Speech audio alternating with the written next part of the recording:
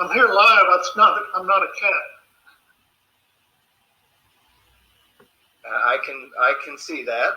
I think if you click the up arrow next to the start video or stop video button at the bottom, you'll see video settings.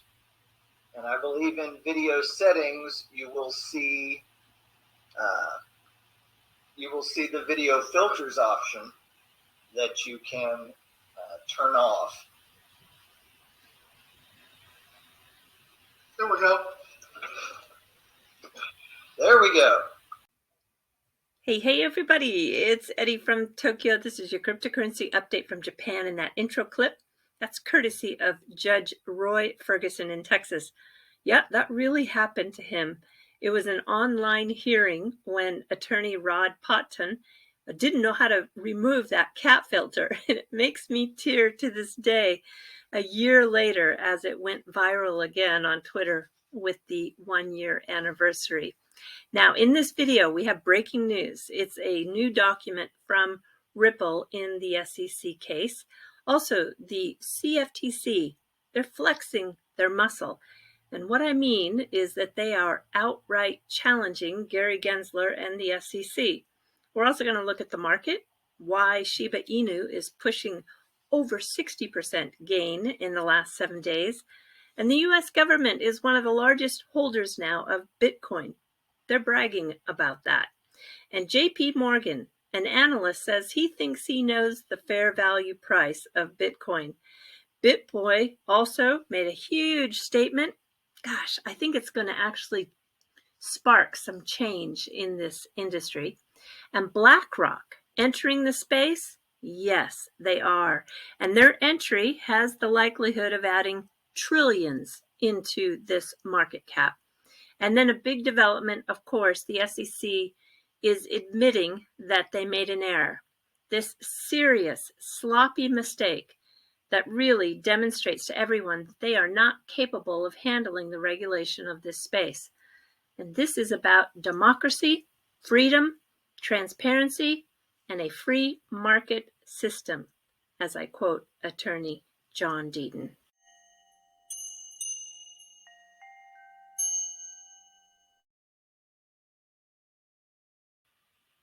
First, straight away to the breaking news. It comes from attorney James Filan. He notified everyone that Ripple filed its Sur-Reply regarding the SEC motion to strike the fair notice affirmative defense. You see, the SEC is trying to say that Ripple's fair notice defense fails because the SEC had already brought 75 cases that subjected them to securities law. Well, truth be had, those actions are not the same by comparison. 37 of the cases did not involve the sale of any digital asset at all, and all the rest were in context of an ICO. And this is the first case in which the SEC has ever brought an enforcement action against a company or its individual executives for selling or distributing an established digital asset. So you can see that the case for Ripple is unique. And no, it cannot be said that Ripple had any guidance from those 75 cases previously filed. I'm going to jump to this story now, which is just huge. This is the Empower Oversight Whistleblowers and Research Group. They are looking into the Ripple case. And if you remember, back on August 12th, they sent a request to the SEC. They did so through the Freedom of Information Act. They wanted specific communications between William Hinman, who was at the SEC at that time, and the law firm Simpson Thacher.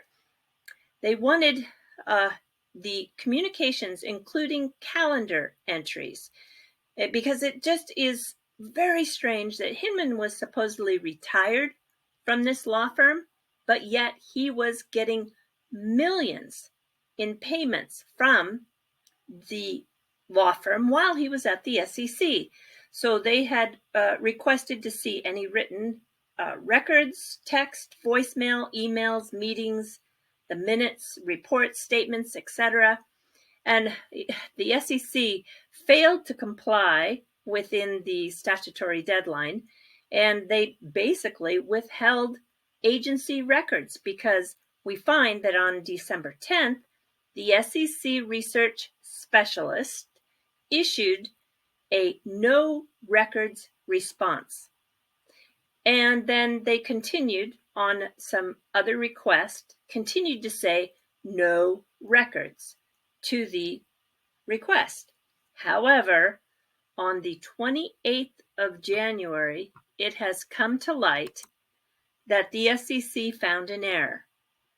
They had located approximately 1,000 pages of records. Now, remember, Hinman was retired from this law firm, so why 1,000 pages of communication?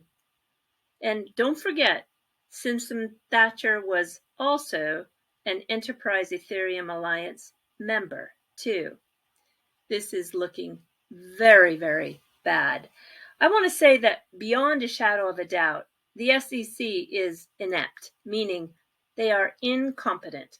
And now we have the CFTC making a big move. In the opening remarks, we have the chairman, Rostin Benham, where he said that they plan to be a proactive participant in regulating digital assets. Yeah, Sam Bankman-Fried, he was in attendance. He was excellent to be a chosen person for that panel. Now I want to share a clip for you with an exchange between Benham and U.S. Senator Cory Booker. We have been uniquely exposed to digital assets for over 5 or 6 years, which doesn't seem like a lot of time, but relative to other agencies is actually quite long. And it is because of our role as a commodity regulator, because of the emergence of regulated futures products that reference digital assets. It's the creation of our lab CFTC many years ago. And then, as Senator Marshall mentioned earlier, it's what we're seeing in the marketplace and incumbent digital asset companies starting to purchase traditional CFTC entities or licensed entities. So I think we are well positioned. We have a lot of experience. We have great enforcement lawyers, surveillance attorneys, market intelligence experts. And I think we are a few steps ahead and ready to run with this if that's what this committee and Congress desires. Well, I appreciate that sage and wise words from another bald New Jerseyan. I do just want to say thank you again to the chairwoman.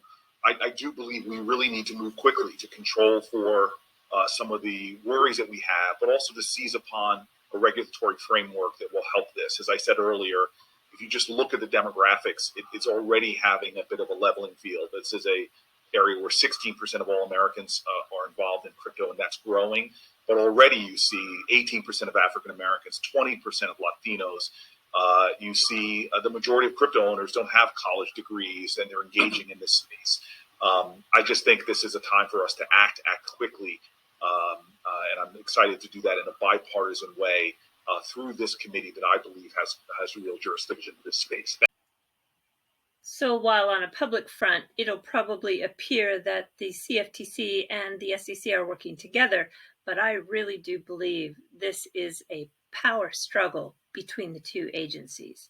All right, let's go to this story. This is just interesting. In August 2016, this is 2 years after the Mt. Gox hack, the Hong Kong-based Bitfinex, they found a security breach, and this is when 119,756 Bitcoins were stolen, worth, at the time, 72 million.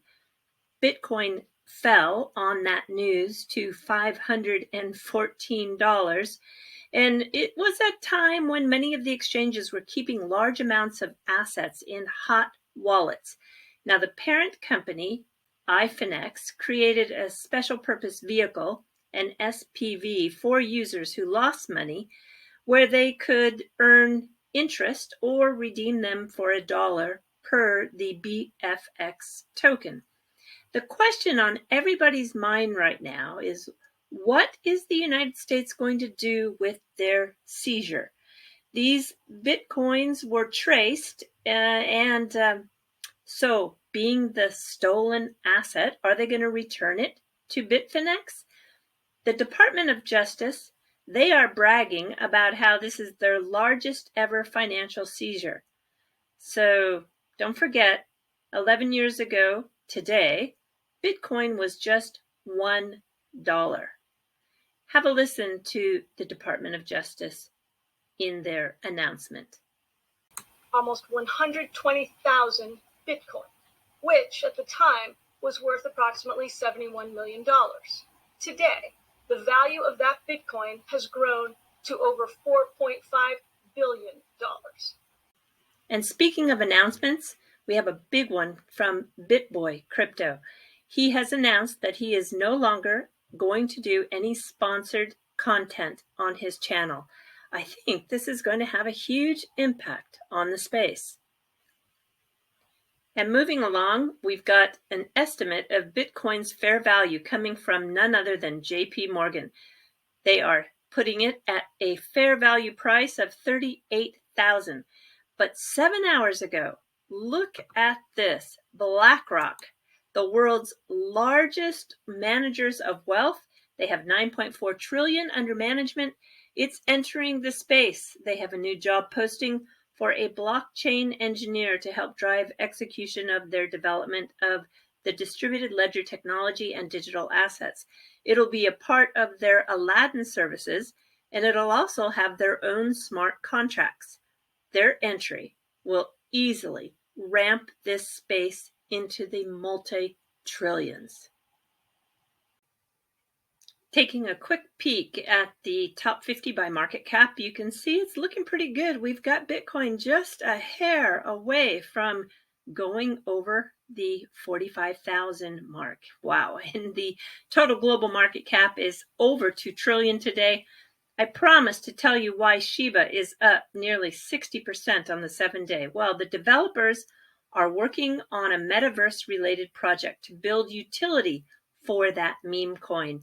I want to tell you, I support all efforts to build utility in this space, no matter what the digital asset is. I want to give the final words of this video to Wendy O before I jump to the fluff. She had some very important words to say today. I'm actually going to give a very unpopular opinion when it comes to regulation of crypto. And that unpopular opinion is I think the crypto community is immensely lazy. Everybody wants to sit online, meme, talk trash, instead of actually calling their local government officials, instead of making noise, instead of sharing things and educating themselves on different legislation that should be passed or be considered to be passed. If you're watching this right now, get up off your behind and do something positive for the space. It's fun to meme. It's fun to have fun. It's great to make money in crypto. But realistically, if your voice is not being heard or you're not trying to help push positive laws and regulations regarding cryptocurrency, you're failing yourself and you're failing your kids and your future. If you don't speak out and say something, you're going to get the type of regulation you deserve, and it will not be favorable.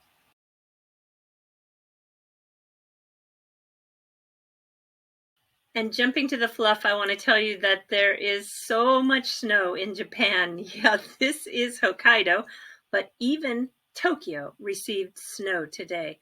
And I was just looking at a lot of the pictures and found that someone had this beautiful photograph of throwing a cup of water into the air. And of course, it freezes on impact. Look how beautiful that photograph is. And also, as I've been getting these videos done this time of year, there is a very familiar sound that occurs a few times during the evening, and it is the clanking of 2 blocks of wood with the calling out of Hino-yojin. And what that is a tradition that goes all the way back to the Edo period. So we're talking hundreds of years. Because Japan is so dry in the wintertime, it is a warning for everyone in the neighborhood to be extra careful with fire. And this is a tradition where people volunteer and they go through the streets and clank these pieces of wood and calling out to all the neighbors. It is really comforting. I love it. And I wanted to just play a video so that you could see how it's done. These gentlemen are from the Kyoto area, but it is all the same through all of Japan, and it sounds like this.